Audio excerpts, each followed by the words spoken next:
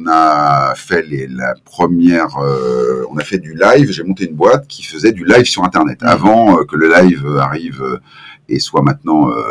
Je te revois avec ton scooter faire le test pour la première, c'était extraordinaire. Et c'était sur quoi alors? C'était des visites en live en fait. D'accord.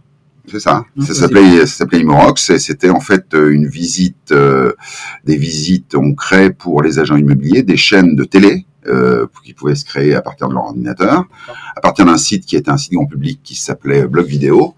Et donc le portail permettait aux agents immobiliers de programmer une visite comme on fait maintenant. Enfin, j'ai l'air de raconter quelque chose de fantastique, mais faut replacer dans le contexte.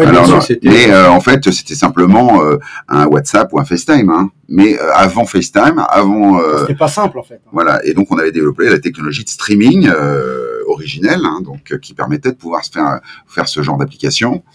Bouygues est entré dans le capital parce que c'était l'avènement de la 4G et on diffusait en live sur Facebook avant que Facebook lance sa fonctionnalité, sa fonction live. On le faisait également sur YouTube avant que YouTube le fasse, etc. Et donc ça a dû les énerver un peu, mais donc nous on l'a fait, voilà.